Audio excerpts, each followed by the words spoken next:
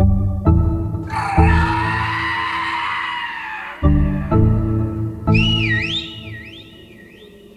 go, you dumb fucks! Get over here! Hey! Here we are! Come on! In a strange way, Day is the end of something, and it's also the beginning of something. It was the end of an era. It was the end of a period of time where a group of people in Pittsburgh all came together and made films with George Romero for about 10 years. Scared. You know what'll happen when Frankenstein gets him. When Day came out, they immediately compared it to Dawn. Now I think people somehow pick it up and they see it differently. And they see the integrity of it as a separate film.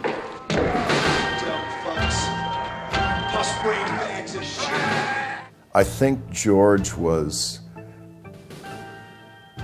pretty courageous in trying to introduce a lot of ideas in a genre that is, generally speaking, pretty ideal light, you know. Day of the Dead and his other two films before that have lived on in history because there's a lot of love behind it, there's a lot of family behind it, and a sense of integrity behind it.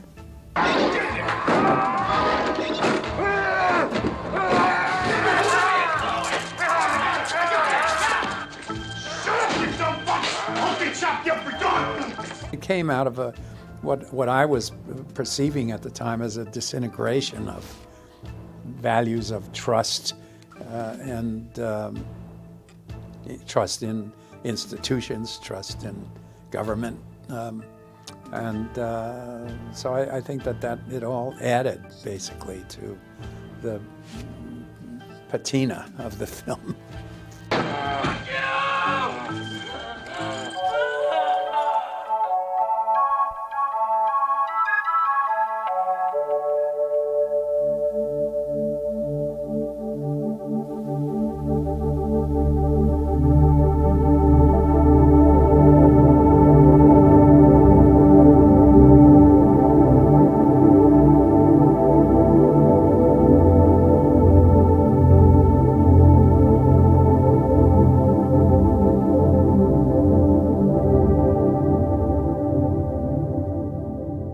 After Dawn of the Dead, there wasn't pressure really to do another Dead movie, but right after Dawn of the Dead, we made a deal with Salah Hassanen's company, a 3-picture deal. And all he wanted as part of the deal was that one of the 3 pictures would be a sequel to Dawn. The one problem that George also was dealing with was the legal issues of the fact that he could not keep the same characters in the 3 movies because of rights issues. Obviously, Salah wanted a sequel to Dawn because Dawn was so damn successful worldwide. He was looking for another zombie film, as he called it, and that was Day. And I didn't want it to come quickly. I didn't want to do it first. So we went and did the other 2 films first. Because George wanted to make Night Riders. He wanted to make Creepshow. And he knew Salah wanted Day. It was a way of holding off and ensuring our bet was that we could make those other films. So there was really never any of that immediate pressure. Well, as I remember the original script, it was much closer to some ideas that he ultimately put into Land of the Dead, which is a city surrounded by the dead, but which was in itself an island of serenity that had been kind of carved out of all this madness and chaos. There are elements of Day of the Dead in that original script, the experimentation of Logan and trying to teach the zombies and all of that stuff. But it was a much bigger tapestry, if you will. It was just bigger. It was bigger. I had boats. I had much more Florida action, Okefenokee swamps and, airboats and all kinds of crazy things in it. And it just really became a budget issue. Yeah, it was Raiders of the Lost Ark with zombies. And, George and I met often to discuss how to do elaborate explosions happening next to people with plexiglass protector. I remember stuff like that. Sala actually was willing to do the film at $7 million, which is what we estimated it would have cost. He was willing to do that, but he was not willing to let it be an unrated film at $7 million. He said, you know, I'll put 3 into unrated. But had we made Day first, we would have had that pool of money that Sala was offering. And I think we could have made that Day of the Dead script. What happened, obviously, is we made Night Riders, and it had a week release. It's a costly film, but a week release. Thus, a poor box office. Creepshow was a moderate success, but it was sold to Warner Brothers, so they took a lion's share of the money. And what monies were left to make Day were minimal. I mean, it took me a while to sort of get there in my head and to come up with this whole idea of, you know, people not getting along and, you know, the military being the crazy one. Sit down or so help me God, I'll have you shot. What? That's what was happening to us, to people in the world today. That's what we were doing. And it came out of what I was perceiving at the time as a disintegration of values of trust. And that's really what this film is about, the loss of community. Because even though you've got all these factions, even in a small group of people, they can't pull it together. They can't work together. I said shut up! You know, it's sort of like the Congress today. When George had to cut it down to accommodate the budget, we ended up confining it really to the cave, to the place where the scientists and the military had holed up to do their experiments. Basically, all I lost were some action sequences that are absolutely unnecessary to make the point of the film. People often say to me, don't you wish you could have made that? And I say, you know what? I made the film that I wanted to make because I took the essence of what was in it and just reduced it down, and I think all to the good. I think it turned out better.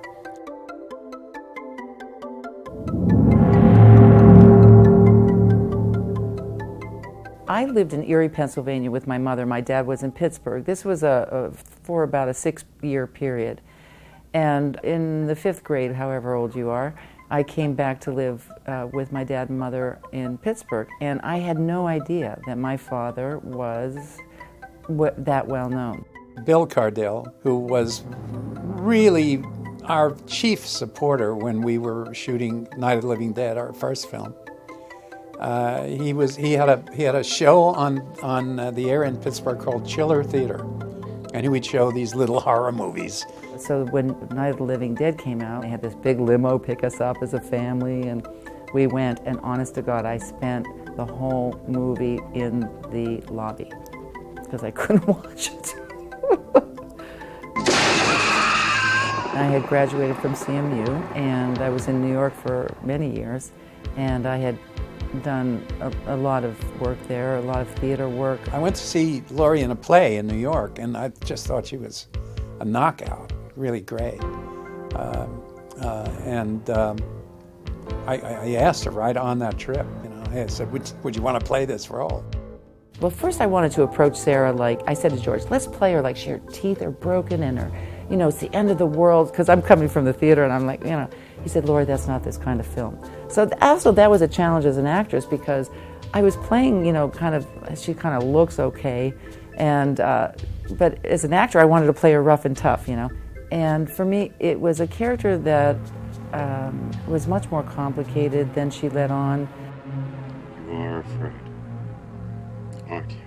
It was a demanding role because she had to go through an enormous amount of emotional changes, from being a very strong scientist and very dedicated to being incredibly vulnerable.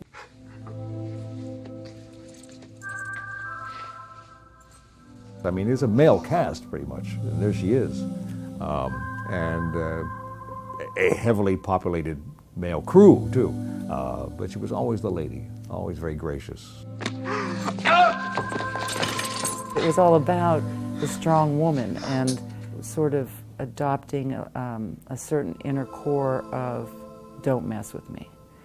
And that's what was so brilliant, I think, about George's work at the time, is that he was feeling that movement happening, knowing that movement, and brought this character to the screen. She was like a rock. She was like a steadying point because you didn't want to break, not fragility, but her sensibility. You didn't want to like go in and yell her out of the wind, even though I attempted to. Is that clear? Yes, sir. Fuck you, sir. She was the backbone of this movie. In fact, I think it's the first time a really strong woman carried a horror film. Not some weak damsel in distress, but somebody that was there to take charge, and Laurie sure did.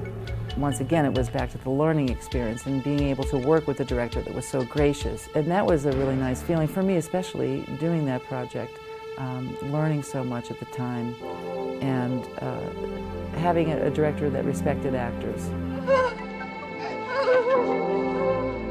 Laurie's Sarah, and if you know anything about Sarah biblically, Sarah's the mother of all nations.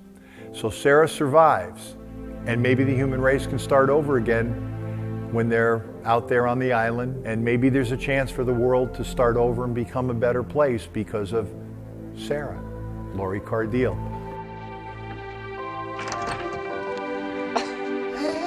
Hey! Well, what do you know? Welcome to civilization, Sarah. Terry Alexander and Jarlath Conroy, yeah, we were the three amigos. And what was nice about that with Terry and Jarlath is they too came from, had a theater background. And so the three of us approached our works in a similar way. Terry and Jarlath, who played John and Billy Boy, were very much on the set like they were in character. Jarlath was probably a little bit more sociable with the rest of the crew, in particular those of us who like to tip a few at the end of the day. I'd probably say that Terry was a little bit more under control. We didn't hang out at all, man. You would think these two guys would hang out afterwards and go drinking and stuff like that, and we did none of that. He just knows his craft extremely well, and we knew we had to present a kind of camaraderie that is cool. Terry has some brilliant moments where he delivers material that, in essence, explains the situation, offers hope for the future. Jarlath, likewise, gives an reinforcement to that because they're character pals, in essence. So yeah, they're very, very important to the film because they rather than the film being always up and down, they're kind of a steady state. I really loved their two characters because they really didn't give a shit initially about anybody. But when the shit hits the fan, who steps up the most? Those two guys. We're getting to make this a habit, man. Pointing guns at each other, you know. Terry Alexander is one of the sweetest guys in the world. I mean, he walks into any room and charms everybody. He's just a fabulous guy, and he is that character. I didn't hear about Day of the Dead until I found out he was looking for someone who can do a West Indian accent, man. I have to do this all the time for the people, and they don't believe it's me in the movie. So that's what happened. When he was described in the script, he was big, 6'5", huge man, like George Romero. And I thought, oh, George wrote this for himself, which was very interesting because it had a nice perspective as to why all of this was happening, and which he penned. I was nothing like that, man. I was like 160 pounds tops, man, you know. But when he heard me do it, he knew that, here it is, let's go with this. Let's get in that old whirly bird there, find us an island someplace, get juiced up, and spend what time we got left soaking up some sunshine. How's that? I didn't want him to be, you know, the SWAT guy like Ken Foray. And I just thought he had the perfect quality for it. This is a great big 14-mile tombstone. Maybe the most profound speech, for lack of a better word, is delivered by Terry's character. You ain't never gonna figure it out. Just like they never figured out why the stars are where they're at. It ain't mankind's job to figure that stuff out. So what you're doing is a waste of time, Sarah. And time is all we got left, you know.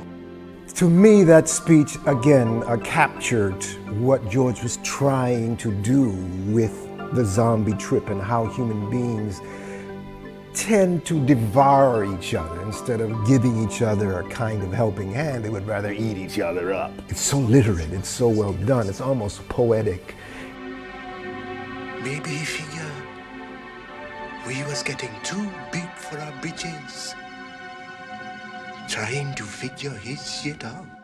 That's the last thing we did on the shoot. It was absolutely amazing, man. It was wonderful to get that kind of symbolic kind of trip going at the same time. Beautiful stuff.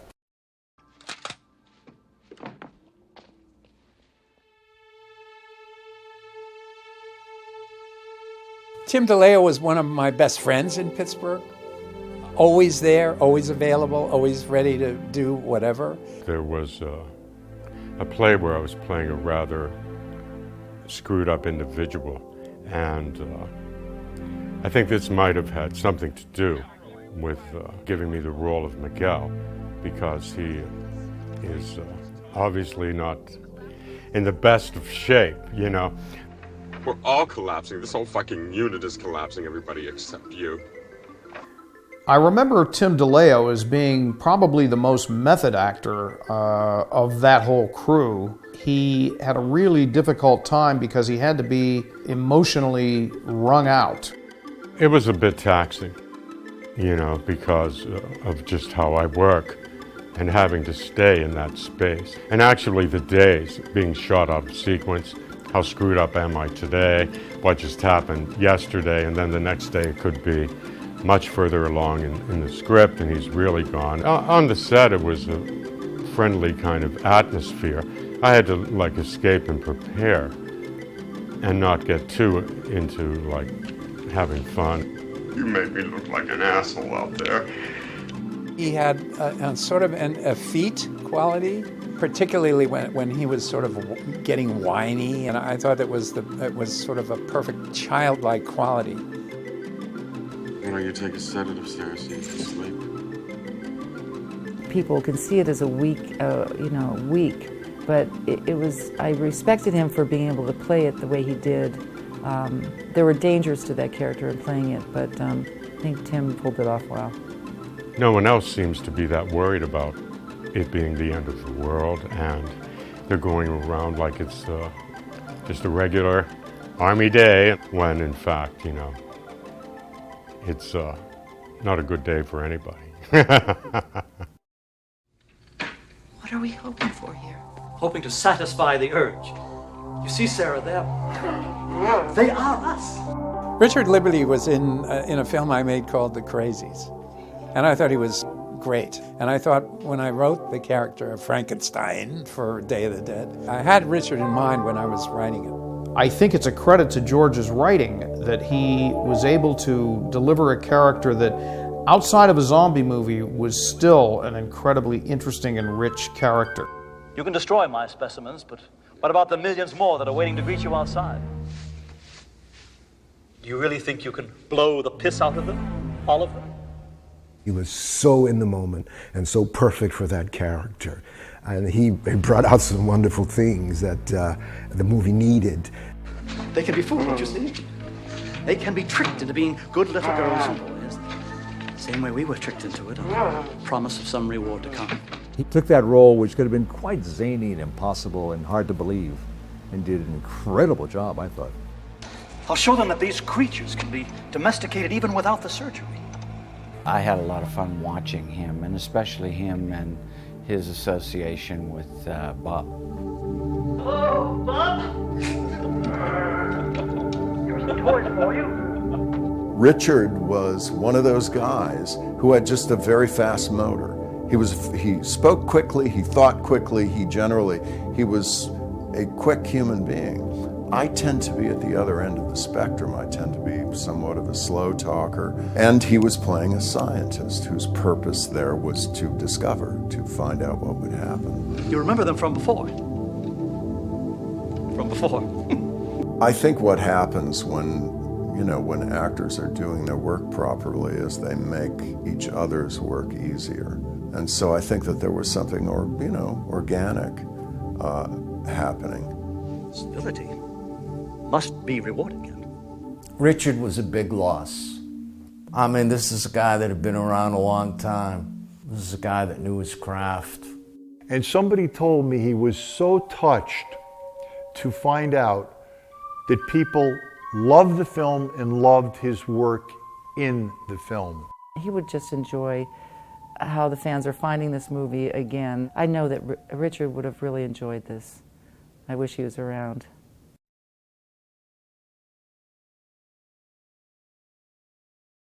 Steele, shoot that woman. Bang! You're dead! Lay off the fucking booze for a while, why don't you? Nice hat, asshole!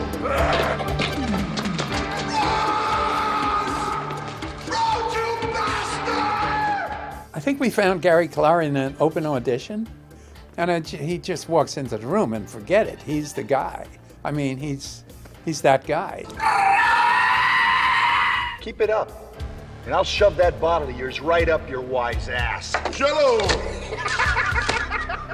If you can believe it or not, I think this is the genius of George, at least for me.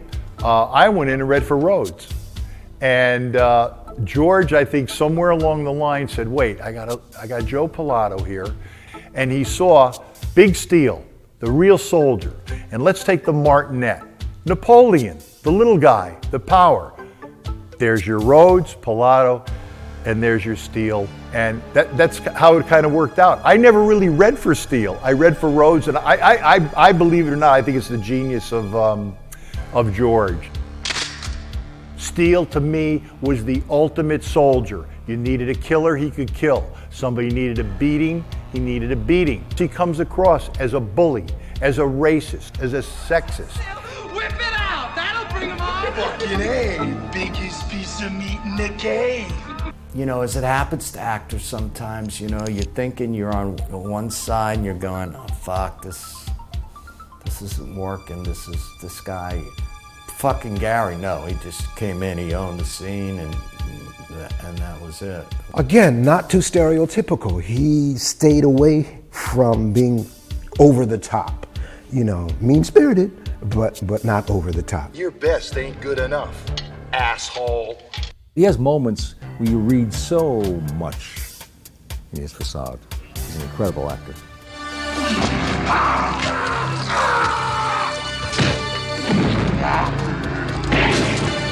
Steele did not die like that in the original script. It was almost very meek. And I said, George, can we work on my death scene? What's your idea, Gary? I said, I got to redeem Steele. I want to make him a Catholic. I want people to know that this guy believes in something, because you're in hell on earth. There ain't no dialogue. It's Steele making the sign of the cross, knowing he has one bullet left, and I, as Steele, do not want to become the thing that I hate the most.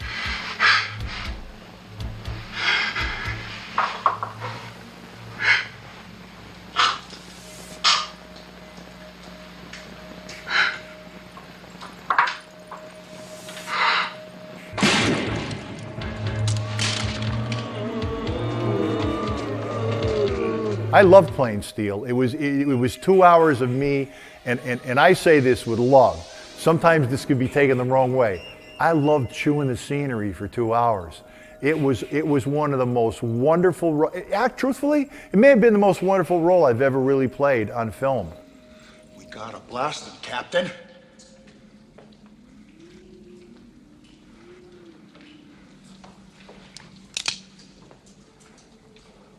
That'd be doing him a favor, Steve.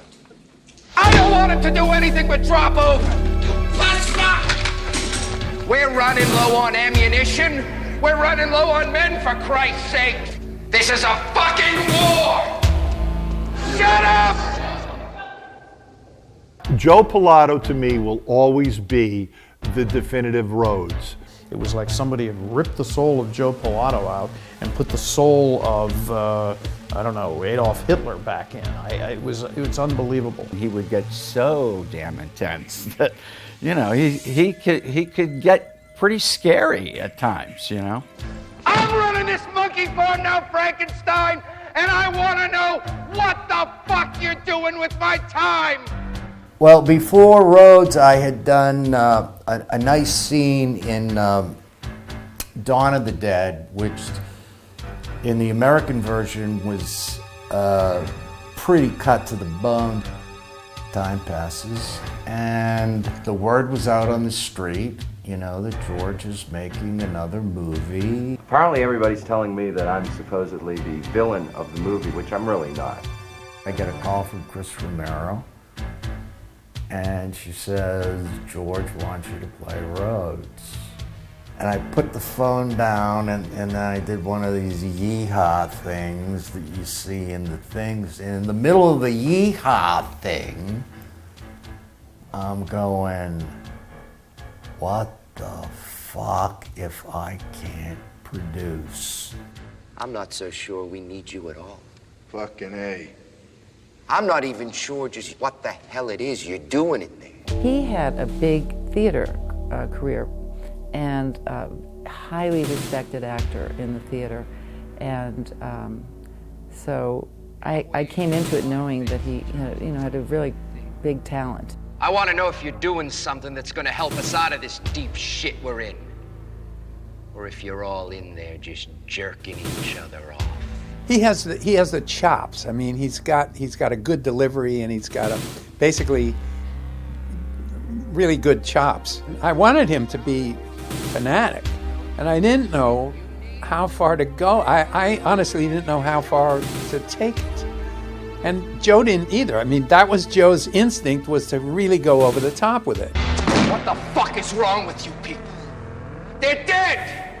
I never read Rhodes any other way. Any human being in that situation would be just sick to death of what was happening to the world.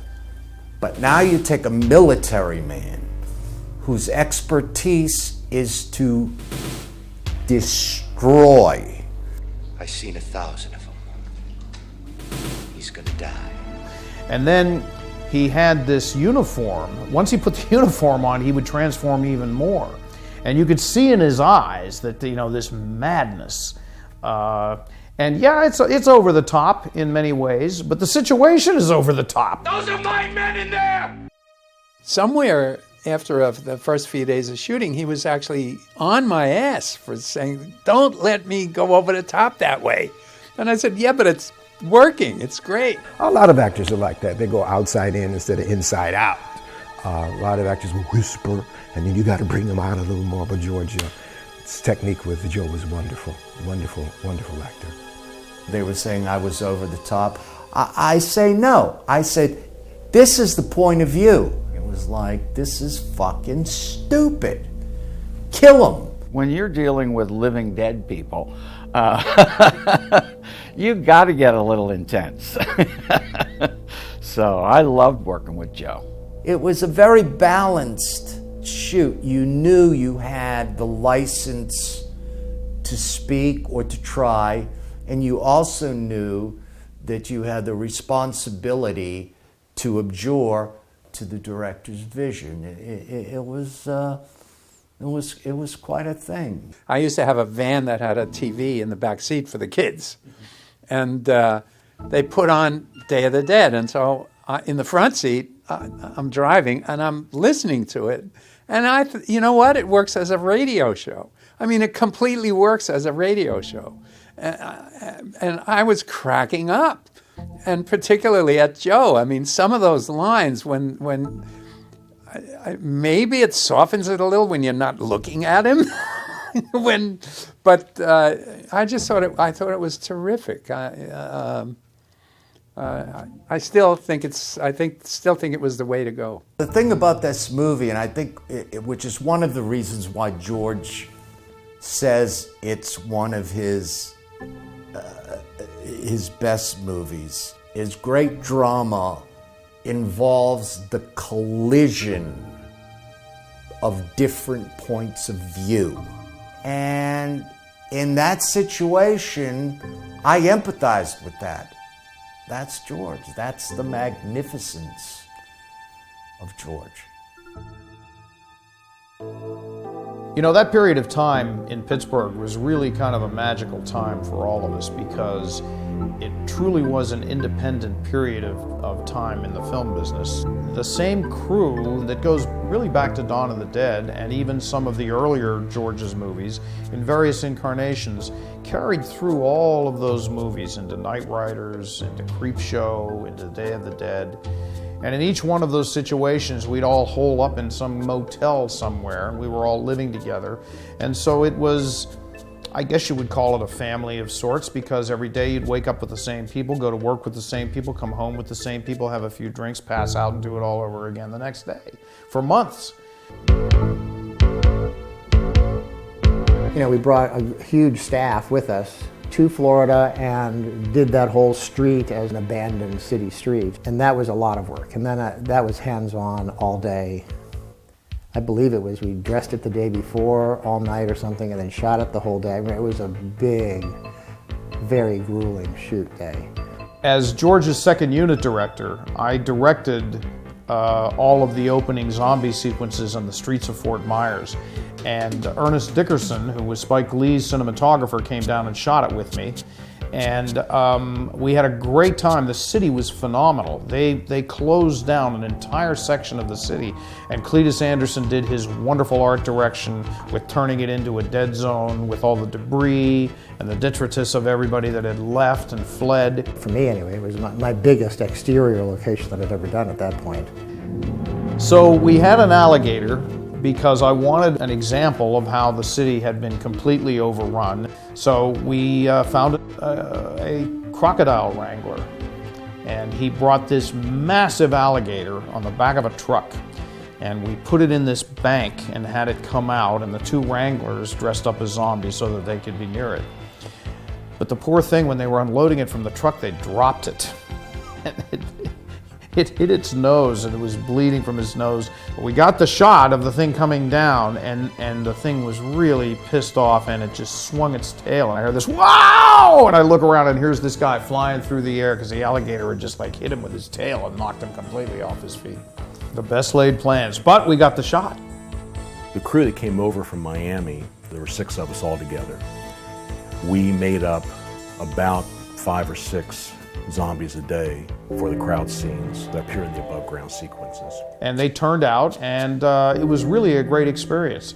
The areas around where the elevator shaft that's supposed to go down into the mine took place was a very convenient location. We were only there for about a week. We shot the top part of that in Florida, but the scene where the elevator goes down, we shot that really first. It was a cold day in Pittsburgh, and they had a missile silo. It was relatively seamless and looked believable. And that, you know, when you're doing movies that you have to jump locations or you're trying to like trick the audience, that's one of the things we do all the time. It was just great to be on outside because we were all so sick. You know, we spent a couple months in that limestone cave. This ain't a goddamn field trip, people. I'm not down in this cave for my health. I'm down here on orders. I wrote for this location. I knew about it. I'd been to visit it. And it's a limestone mine in Beaver, Pennsylvania. That's actually a bomb shelter. There are things stored there. There are negatives, Hollywood negatives that are stored in there. They store multiple records from Washington, D.C., government records. They store government-bought cheese, surplus cheese, that is just like laying around down there. They have all kinds of boats from the rivers and the lakes of western Pennsylvania, which are stored there in the winter, because it was a cavern that was a constant 55 degrees, always, no matter what the weather was upstairs. And it's huge. I mean, it goes on forever. We never went all the way to the end of it. And who knows what's out there, you know, somewhere. The Morlocks live there somewhere. But we would do things like, you know, borrow the golf carts and go traipsing in the mine. The mine was immense. There was a 27-acre underground lake in there, but it was pitch black, so we would wear little lights on our helmets and go. It's dark, yeah, you got mining. You go into that lake with the machine, your lights will be extinguished. You could be this far from the edge, you'll panic and you'll drown. There was this black stuff on the walls, and I couldn't figure out what it was till I got really close, and they were all bats hibernating. So it was really rough conditions and very hard to light, really hard to light. If you want to make it look as big as it actually is, you have to put lights hundreds of yards away. It was a very nasty and depressing place to be constantly. I mean, it helped me emotionally, but it also lowers your immune system and makes you more prone to all the stuff that was in the air down there. After 3 or 4 weeks of this, because there was a lot of dust in the mine and it was dank, a lot of people got very, very sick. Hoarse, coughs. You'd blow your nose, you'd come up with like, what is this black stuff that usually is all over you, but now it's like all over you, inside of you too. You were constantly breathing this stuff. Let's see if everybody in the film has some kind of respiratory problem since then. I have asthma, so. We would have a call at 5:30, 6 o'clock in the morning, so we'd go in there, it was totally dark. We'd come out, it would still be dark. So none of us saw daylight for about 3 months. I mean, we had this guy called Dr. Feelgood. It's kind of a weird story because he ended up ODing, but he'd come in with the B12. I'm sure we all had some like severe, after 8 weeks, vitamin D deficiency. We all developed mine fever, you know. I don't know how to describe that except we needed entertainment. We needed to do something. They had to fire up these huge generators with these huge kind of blast furnaces to keep people warm. The actual sets that we shot in the offices is a part of the management facility within the mine. So they just allowed us to use those offices and working around their ones, the rooms that they needed for administrative purposes, but we reused some other rooms that they weren't using and dressed all that. To do the scene where the hands come out of the wall, and they built this wall, it cost a lot of money to build this wall and time and effort, but they didn't anticipate that when everybody pushed through the wall, the whole thing would go with the force, would kind of fall down. And it did, and it fell on top of me. So it was very funny, but also the poor crew, they had to rebuild it and do all that. Action.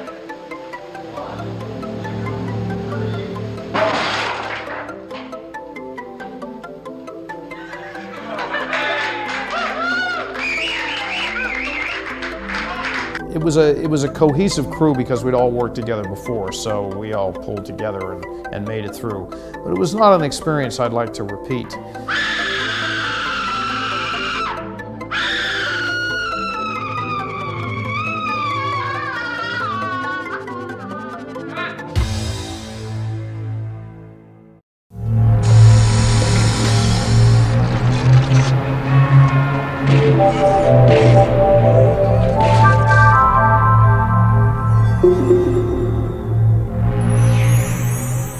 Tom Savini is the most creative, the most energetic guy that you want you could ever ask for on a set.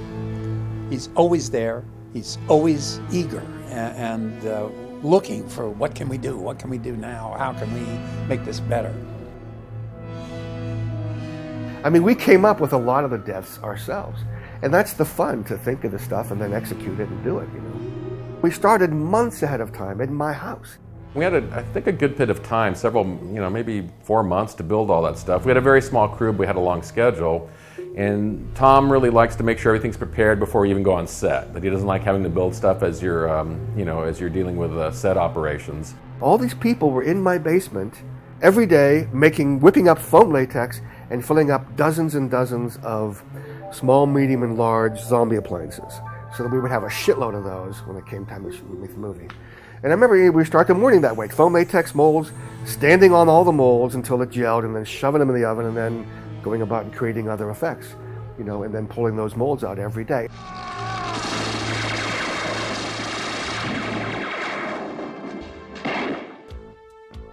Day of the Dead was top guys.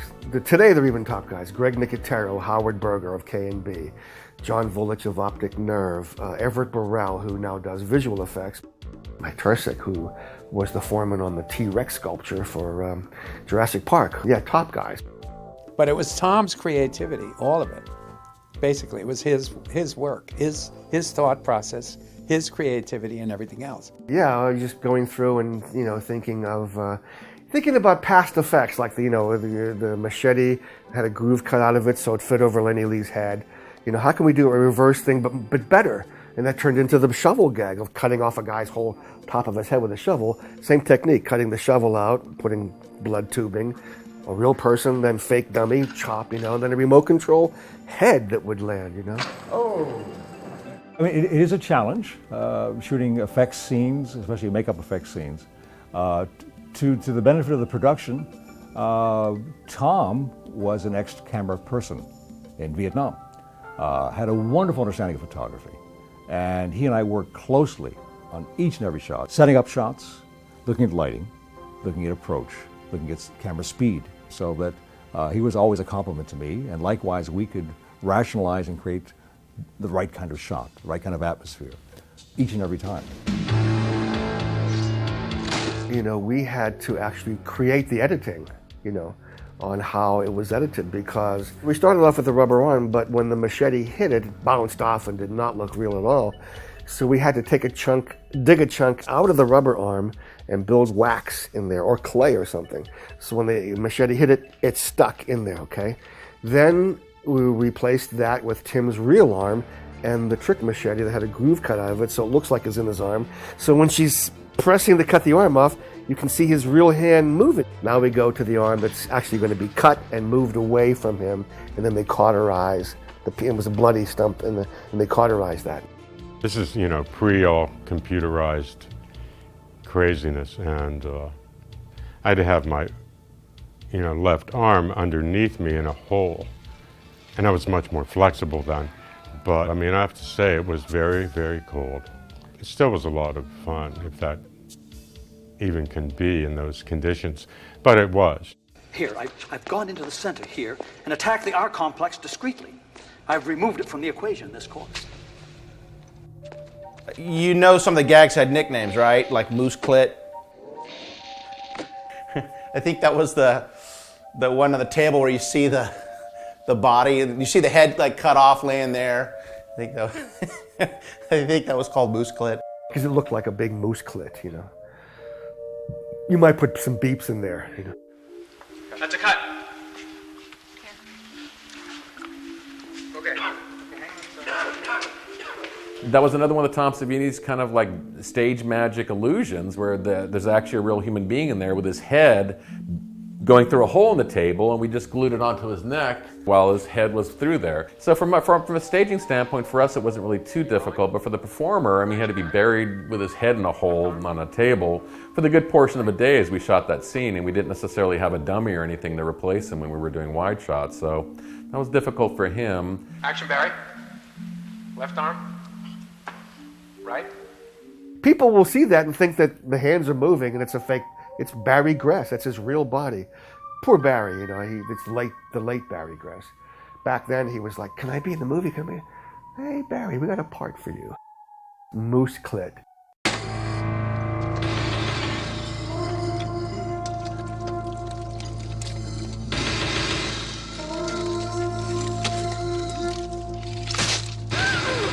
When we cast Mike's body, he had to lie inside a hole because I didn't want to add a chest to him and have it build up so high. So because we cast him in a hole, and on the table he was in a hole, so when the fake chest went on him, it was the same height as his body, and it helped it look very real. There were real guts because in my mind nothing moves or slithers or lands as and splatters like the real thing. Rubber guts would have maybe bounced, but we did build he did have inside of him a long rubber large intestine that we would wrap the guts around, so that when he came up and turned sideways, they would slide down that long rubber thing, and that's all that was left dangling out of him when the guts hit the floor. We did the same thing with Tim DeLeo when it happened with him. The gut spill was very interesting, being a vegetarian, and having pig guts slid into this little pocket of goo. That was interesting, and the smell was interesting. But I'll tell you, Tom is really good, and his crew is very good. I'm gonna slide off the... It was like a creative college frat party. Everybody wanted to hang out in the lab. They had a huge room. And you knew that's where all the fun was happening. Tom's definitely the party magician who did good in his life. He definitely had every practical joke, or all the things you read in the back of a comic book that you can buy to scare your friends. Tom owns 3 of them. They had so much fun. Sometimes I envied them because I thought, oh, they're having all the fun in a way, like the goofiness and the pranks and the silliness. And I wanted to be one of the boys. I really did. It's like, that was like my childhood. I always wanted to be like I was a tomboy. I wanted to be with the smart boys that were, being silly in school. And they were like the smart, goofy boys that I wanted to hang out with. One of the common things, if you sat in his barber chair, he would handcuff you to it and nail you with streaks and tips. That was pretty common. I remember being chased around one day by Tom doing something, and Nicotero pointed at a fire extinguisher on the wall. And he pointed, "Get Tom with this." And he sprays me in the face with the chemical fire extinguisher. I thought it was CO2. I didn't know it was the powder. So I shot Tom right in the face with the chemical extinguisher. And he scratched my eye. I had to go to they took me to the hospital. Thinking I blinded Tom Savini for life, I was pretty depressed. And then I wore a patch. And so the whole crew wore a patch over their eye, a white bandage, because of Everett blasting me in the face. I remember calling my mom saying, "I think I just killed Tom Savini." And she went, "Who's Tom Savini?" I said, "Mom, you don't understand. He's the king of gore. I killed him." 60 Winston, take 1. Tom was as I remember correctly, Tom was a very precise individual. He wasn't one to let anything go. In other words, everything had to be precise and right on the mark. Actually, in the long run, that made things so much easier.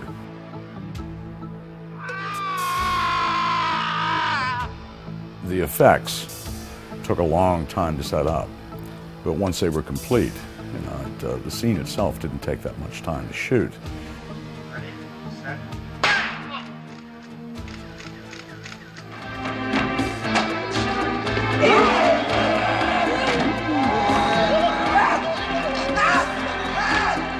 I wasn't too crazy about that particular effect because there were like a number of zombies involved in carrying out that effect. The zombie behind him was controlling the head movements, And what I didn't like about it was there were so many zombie hands in that you couldn't see Tasso's body because it was built to stretch and tear like the head in the thing, So you didn't quite get that effect. And I didn't realize till years later, someone told me, "Oh, did you notice how the voice gets higher when the vocal cords get stretched?"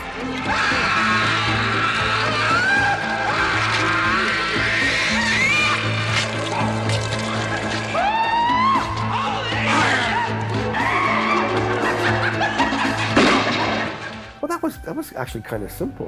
We just did an appliance on his forehead, and the eyeball was already out. So when they pulled the flesh, you just assume that the eye pops, and then the flesh is torn, and he screams so beautifully,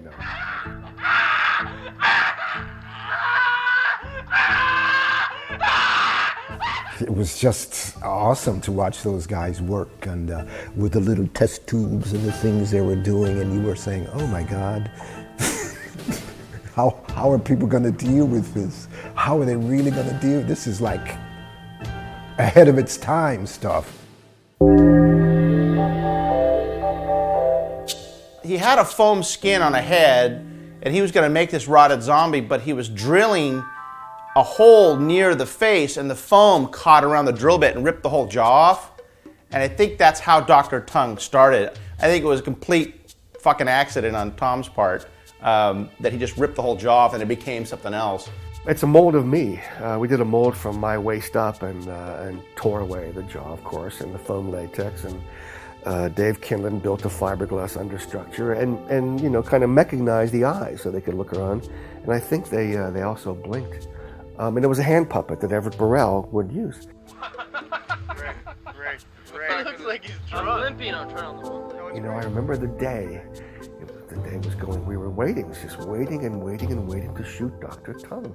The sun was going down and it was like 4 or 5:30, you know, and it was Dr. Tongue. We put him on the set and you couldn't see him. It was all black and there wasn't enough time for anybody to bring a reflector to get some life in his face. So you can see in the beginning of the movie, you can see it a little bit and then he goes black. Yeah. But, you know, he worked. People glimpsed that damage, at least for a bit, which might have been a good effect. I don't know.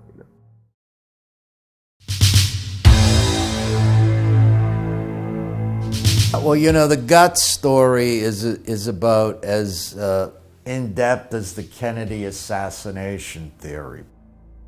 We broke down the Pennsylvania set for a week, and they went to Florida to do the exteriors. Before we went to Florida, you know, we bought these 5 gallons of pig guts. It's what came out of Mike Tersick, back in the barrel in the fridge. It came out of Tim DeLeo, back in the barrel and in the fridge.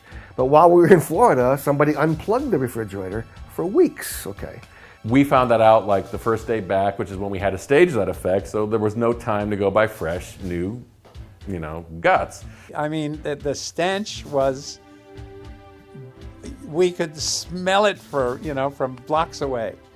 And poor Joe Pilato had to be there, right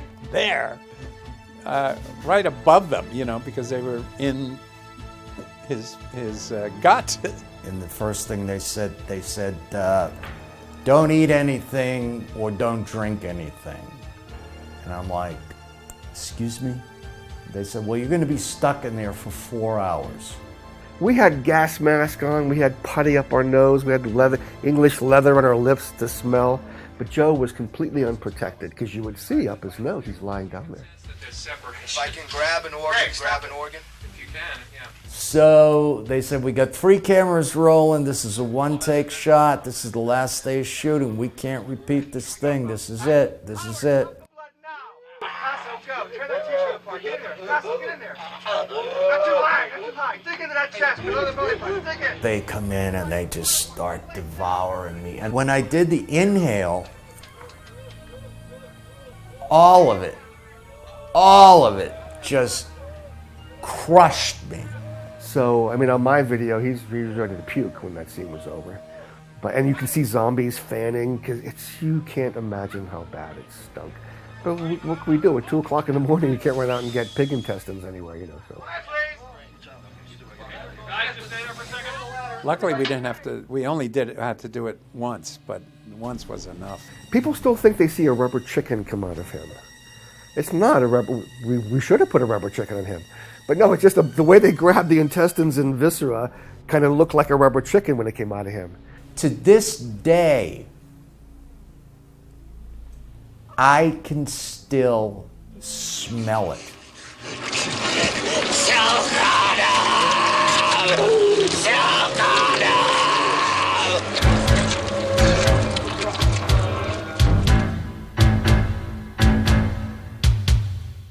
This is all Savini, you know, really. It comes out of his brain. Tom Savini's work on Day of the Dead is a pinnacle of his career. I would say it's the pinnacle of that kind of special effects makeup to date and even beyond. That stuff I think is a little bit more groundbreaking than I ever even realized until years later looking back on it, and that was definitely pleasant to be a part of. But it's immensely gratifying to see that there's a whole new generation now that really, you know, that is really taken to this film and really appreciates it. Well, yeah, Day of the Dead is one of the pinnacles, an example of practical effects. You know, that's my masterpiece in splatter.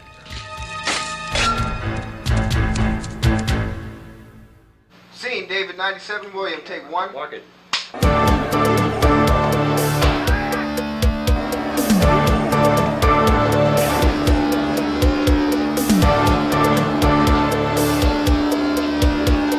It's really quite an amazing thing how people around this country want to be zombies. And we had thousands of them. Savini's makeups were so damn good sometimes that you hated even to socialize with them like at lunchtime because they were so damn believable. George was very smart because he got a lot of the press. People who write about the movie to come and play zombies. And they were willing and able and ready. And we had people that we knew showing up. We had the dean of drama at Carnegie Mellon who wanted to be a zombie. I mean, it's truly amazing when you put a zombie call. You can't believe the people that would show up and want to do it. And some of those moments were incredible. I think some of our zombies became so method about their approach to acting that even cuts wouldn't stop some of these people. It was incredible. They were so much into their role. We had a whole separate unit that was basically set up to not only get them made up and get them ready, but to corral them and have them standing by when we would get to those shots. It was a pretty well-oiled machine, and we never were sitting around waiting for the zombies. All those huge zombie attacks at the end of the movie, they were done in a couple of days, and it went pretty smoothly. When the elevators go down, there's like 375 zombies there, you know. But that was a typical day that started at 2 or 3 in the morning with them coming in and me and as many guys as we could doing prosthetics. You'll do your characters in different tiers of quality. You know, we might have the featured zombies, of which maybe we'd do a dozen of that day, or each one of us would do 3 or 4 makeups, maybe like 15 or 20 featured ones or prosthetic that would hold up the close-ups. Then you might do some crude prosthetic ones with just a wound and coloring that would be mid-ground. Tom had commissioned some masks to be made. Maybe we had like 30 or so masks that we would use, but I always kind of felt stylistically they were very different than the makeups we were using, and those worked for deep background. But every time the press came to the set, George was surrounded by the guys wearing the masks. Awful, cheap-looking masks, you know? I showed up not really knowing what a zombie was because there was, not that much familiarity with the zombies at that time. I did not look at other movies to research my character other than, of course, being very familiar with The Night of the Living Dead and having seen those zombies. But George said, do whatever you feel. It's really not something you prepare for, but I did think it out. I worked on the sounds that I would be making. That wasn't very nice, you know. That wasn't very nice at all. Dr. Logan, Richard Liberty, at one point turns the light out on me. You can just sit there in the dark. And I wanted to play it almost like a humanized zombie, like that I was afraid. And I don't know if you can hear me, but I'm sort of whimpering, too. The makeup process took like probably 4 hours. I remember getting there real early in the morning. The latex wasn't really comfortable, and especially as they glued it. And I remember the lip especially kept coming out. I remember breaking for lunch, and the lip kept coming out, and like food would fall down, and it was just incredibly uncomfortable. That food. I think after that, I didn't eat. It also took, a long time to take off, but that wasn't something that anyone was really that interested in. Yeah, this photograph's great. Is this the only way to do it? When the shooting was over, then you're sitting there like, oh God, I can't get this off. Poor zombies at the end of the day. Today, if you come off a set in an appliance makeup, there's somebody there to remove the glue gently. We just said, just tear it off and go home. So zombies were like tearing the epithelial layer of their skins off. And everybody was, quick to leave, and I had the makeup on. I thought, oh darn, I'm just gonna, get in the car and drive home. I had to drive home as a zombie. I'm sure that the toll booth operator thought it was the zombie apocalypse. This person jumped out of their wits. They were so horrified to see me. And after that, George made a rule that somebody had to stay till the last actor left.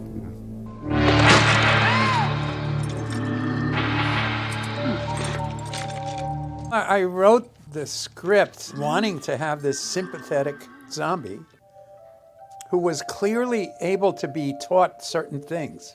My theory about zombies is that they're not intelligent. They just can remember behaviors and remember things. Say hello, Aunt Alicia.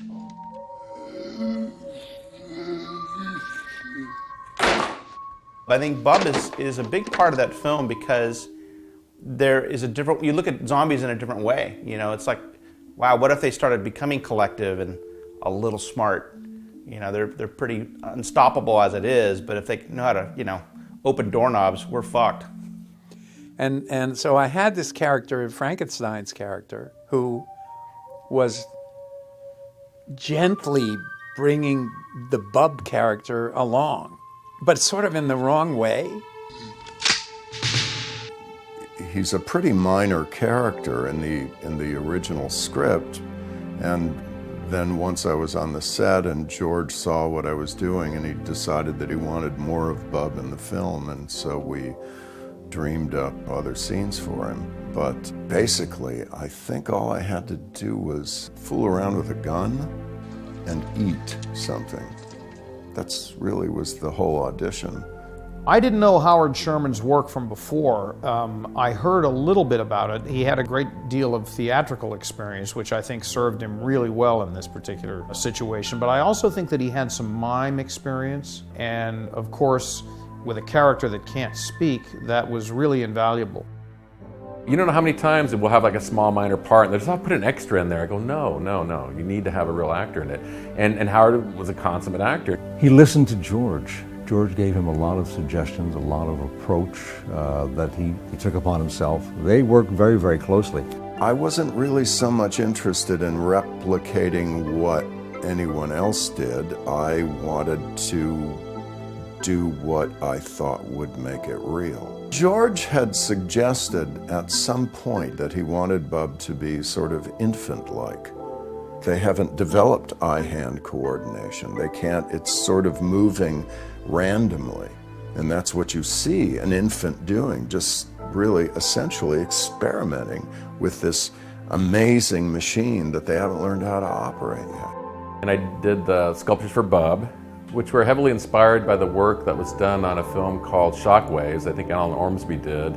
Very similar kind of the makeup he did on Scott Reiniger in Dawn of the Dead, where he's kind of waking up from the dead before they shoot him. He had that kind of stretch and stipple, kind of crinkly look. So I guess I was thinking of just retaining some kind of continuity from the textures and style that he had built in Dawn of the Dead. The first time I stood in front of a mirror and looked at myself in full Bub makeup, it was kind of magical and kind of horrifying all at once, because foam latex moves like real flesh. It was flexible enough that Howard could use his actual expressions. A lot of actors haven't worked with prosthetics. I think they're not always aware of how to work with the prosthetic because it is an inhibiting factor on your face. I've kind of found that actors that work in theater seem to be some of the best actors to work in prosthetics because I think theater kind of somehow gives them the background and the same skills where they have to act realistically enough that the first row will believe that it's a real character, but they have to overact enough so that the farther rows in the theater can also read their performance. And I think they're more in tune with how much you have to act or overact. So there was a much greater freedom, a freedom of discovery, for instance. A lot of that, I didn't plan it until the moment that it occurred. It gave me the freedom to discover in the moment Bub's experience of trying to figure out what these things were. I spent hours watching Howard Sherman. It was a transformative performance, I thought. And I had a lot of opportunities just to sit and watch these two guys kind of work with one another. George had said if I had any ideas because he wanted more of Bub in the film, don't hesitate to suggest them. And the thought had occurred to me, what would Bub make of music?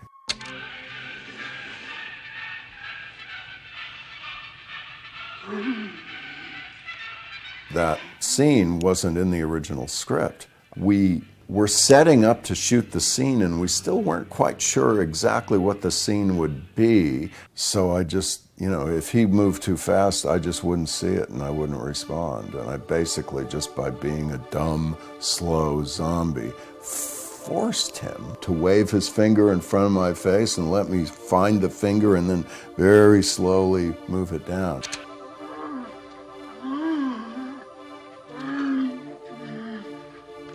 Again, remind you that it's not a monster, this is a human being. And that's what works so well with Bub, is this whole kind of tension between there's still the human aspect, but there's the monster that can at any moment, you know, like pop out of him.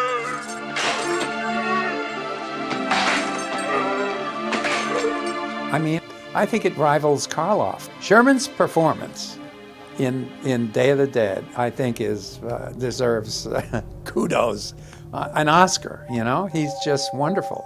I happen to believe that George saw himself in Bob, and I think it was kind of an interesting allegory in terms of what he was going through as a director on this production that was kind of painful, and he was in essence being manipulated and somewhat turned around in terms of what he wanted to do versus what he had to do.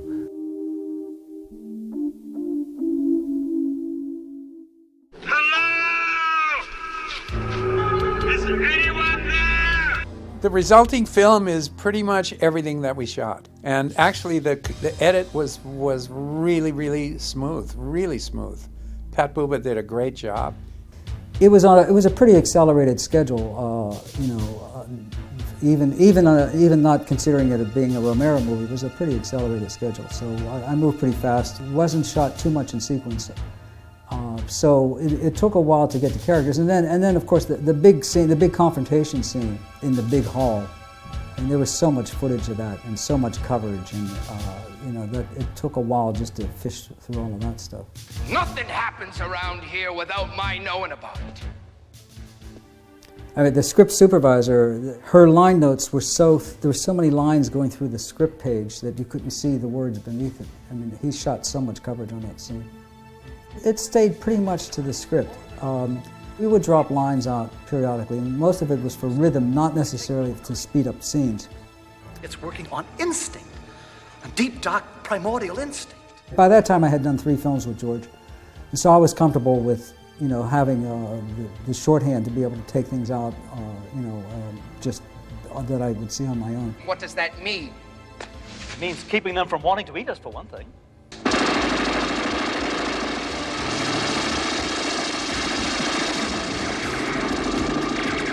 There wasn't any major action scenes that we didn't include. Some of them are, of course, you cut them down just purely out of sense of rhythm. I don't remember going through the time problems with that film of saying we need to lose 10 minutes out of the film. We never really had that.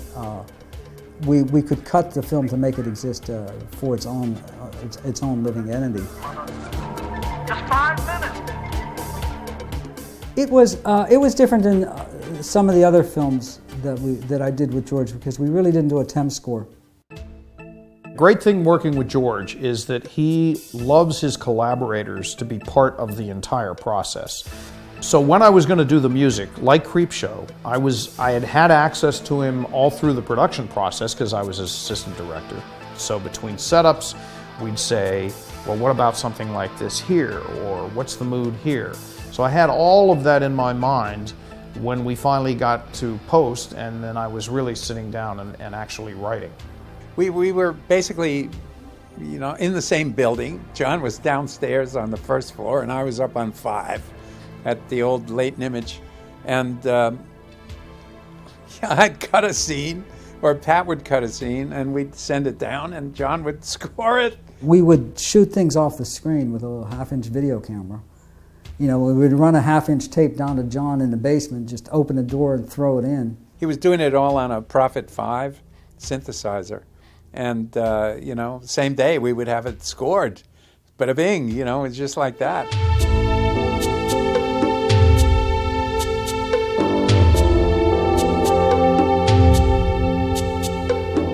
The initial motifs that I was coming up with were based on the original script, which had a very sort of Caribbean, Floridian feeling to it. And George and I had talked about this before anyway, that we wanted kind of a counterintuitive approach to the music so that it wasn't a relentlessly dark and oppressive musical experience.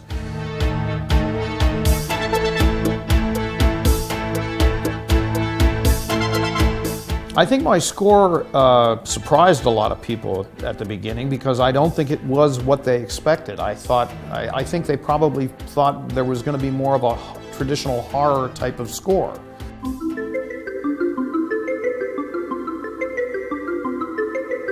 It's a little bubbly, the score. I think that's what people don't like much about it, but I love it. I love that Caribbean flavor in it. John's score was, I think, absolutely fabulous. Just what the doctor ordered. They have to be rewarded. Reward is the key. I really didn't know at first how controversial it was. I didn't realize that there were people that absolutely hated it. I would have killed them if I had. I guess as the movie has been reevaluated and the appreciation of it has continued to rise, so is the appreciation of the score. It was just fun. There was a kind of an innocence to filmmaking at that time. We could just make the best film that we wanted to.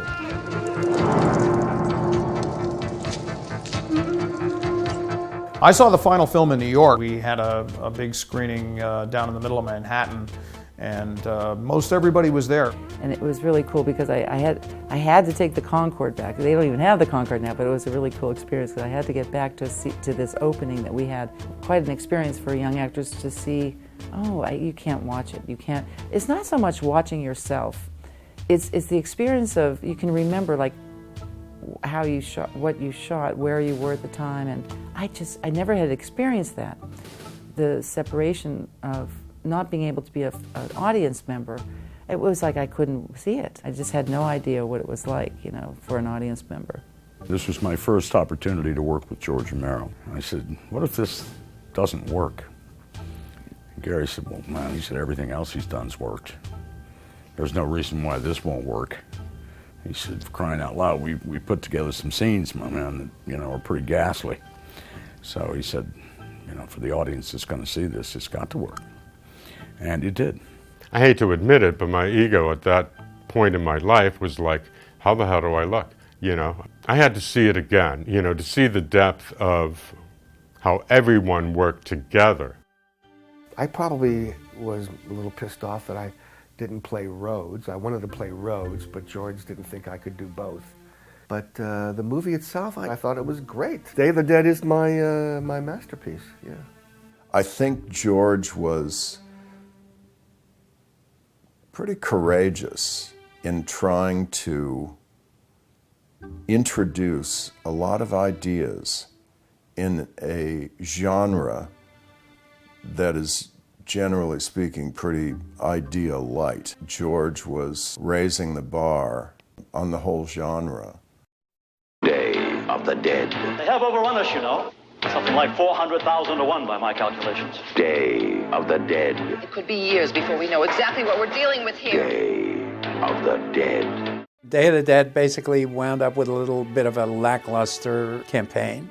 Uninspired, to say the least. And limited release. I mean, it was just not a good release. Didn't have a big distribution network, couldn't get screens. UFD was relying upon the fact that it was George, number one. It was a sequel to his Dawn of the Dead. And that was enough. Enough said. I didn't find the trailers particularly informative in terms of what this style was. George A. Romero's Day of the Dead. The most eagerly awaited day in horror film history.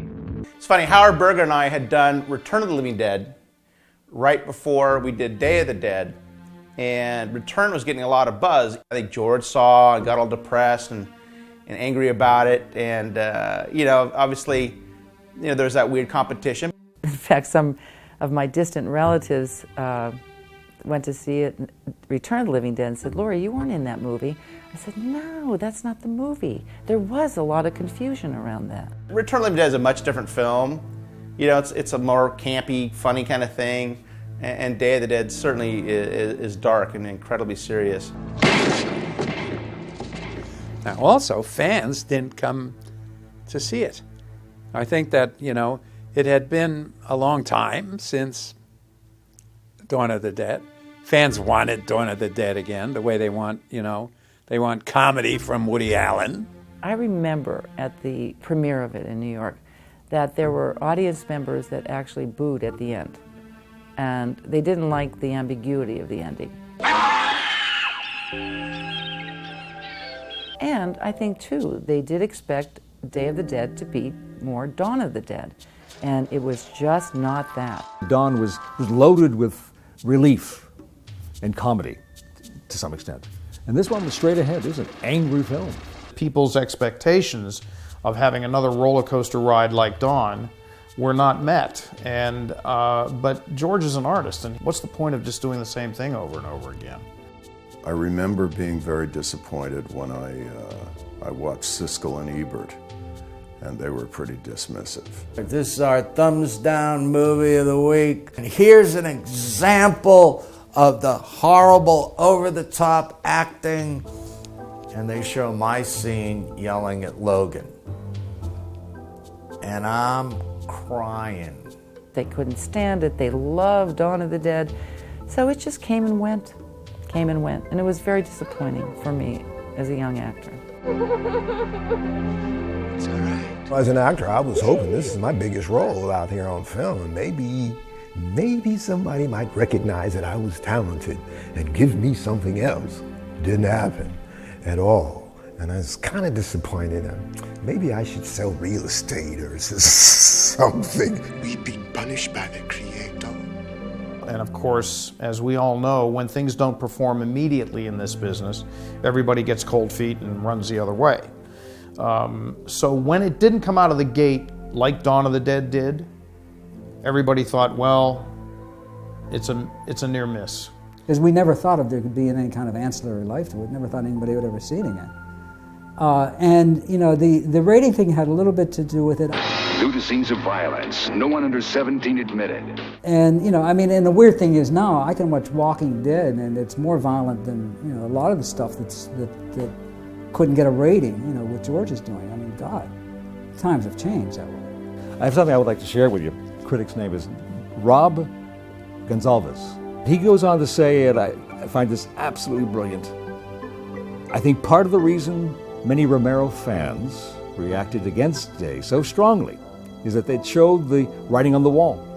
Day of the Dead shows Romero at a low personal ebb, forced to cut down his vision to appease the guys with the money. This operation was put together in a matter of days. Yeah, well, it can all be taken apart in a matter of minutes, lady. With that in mind, you understand why the soldiers in the film are depicted as hostile thugs. If you read the scientists as film artists and the soldiers as the money guys who breathe down your neck demanding results, the money and the movie become a rather personal expression of Romero's anger and depression. It was an incredible allegory. We're all pulling in different directions. Well, that's the trouble with the world, Sarah darling. People got different ideas concerning what they want out of life.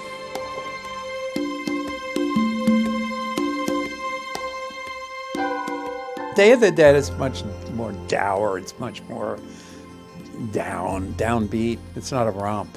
And so I think all of those things just led people to not like it. It has since come around, I think, as, you know, thanks to video and everything else. A lot of people think it's tell me that it's their favorite of my Dead films. The themes that he's dealing with in Day of the Dead are ever present. Look at all the apocalyptic literature and movie making that's going on right now. He was at the forefront of all that.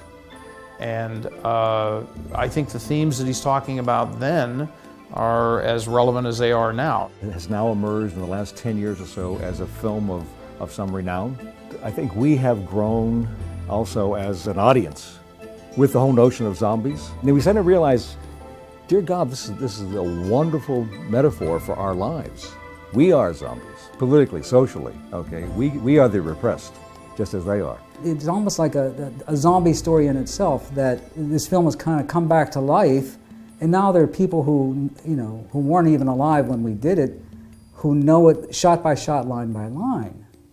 You know, so there is, all of us have worked on it and now have this sense of like, well, wow. I'm very honored to have done the character of Sarah, and I've grown to respect the whole genre of horror through Day of the Dead. I approached it as an actor and became a fan. When I look back on it now, you know, it's been a great ride. You know, there's a lot of people that really enjoy it and appreciate it for whatever reasons, you know. It's a wonderful thing if something you performed in has become a kind of a classic. And it feels really, really good to look back and fans say, hey man, I didn't look at it then, but now, buddy, thank you. I really appreciate the fans, because without them loving this film, you know, I mean, you know, we don't work, we don't have a job. Thank you for appreciating what we did all those many years ago. We all just became great friends, and that was it. We were done. We did what we did, and ultimately it turned out to be very fine. I'm surprised about all of the films that I've worked on with George, that they have endured to the extent that they have. It's a well-deserved status of a man that loves to make movies and knows how to do it. And it's as strong now as it was back then. As a matter of fact, it might even end up being stronger. Day of the Dead has a special place for me. I mean, to be able to work with everybody that I did. The weird thing is that we're still very close. I don't have anything like that that's lasted that long. I am very much amazed, and I have been impacted by it. Obviously, I've been asked to do shows, and people wait in line, and they talk to you, and they ask you questions. I'm astounded at the number of people who have tattooed Bub on various parts of their body. And I was sitting at my table, and this rather attractive young woman came up to me and she said, "There's something I have to show you." She flips up her very short skirt, pulls down her panties, and there I was, my face, very good work, on her right cheek, you know? The fact that something that I was a part of, that I worked on, has meant that meant so much to people that they're willing to permanently put it on their body as a design is just amazing to me. You know, I think it's my favorite Dead movie because my work is better, you know. That was in the heyday of when I was out there and getting scripts and dissecting it into an effects list and hiring a crew and ordering supplies and doing it. Dawn and Day are still popular, but Day's popularity continues to ascend. So I guess in the long run, the success of it is finally warranted. I'm very happy that people are now sort of getting with the program, so to speak. And in fact, it's my favorite of my Dead films, but because I just love it. My second favorite is Survival of the Dead, which I am still waiting for people to understand, begin to understand. And I'm hoping that maybe the same thing will happen.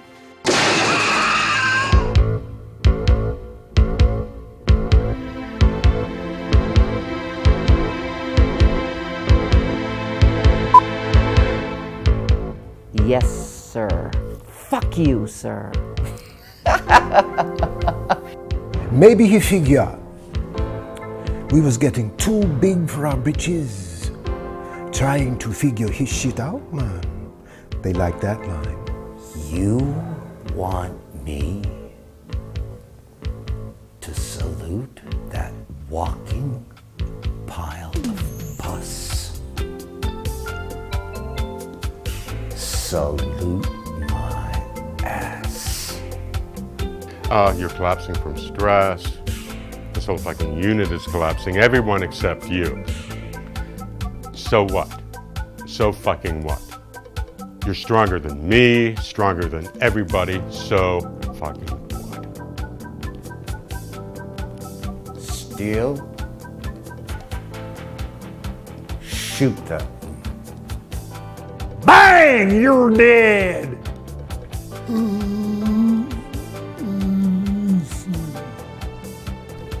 That's the trouble with the world, Sarah darling. People got different ideas concerning what they want out of life, you know. Peace.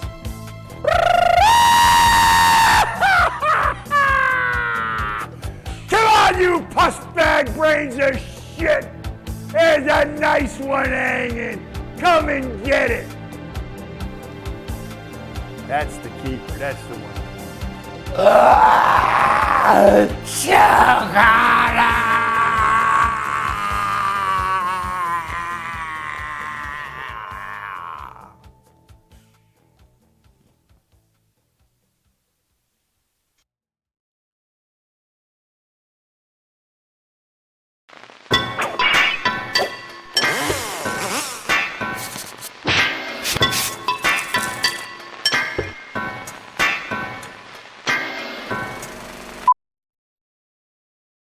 Moose clit. That's all I'm using.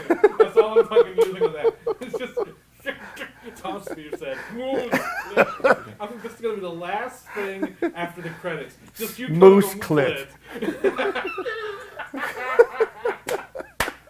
I'm so gonna do that. Do it. Do it.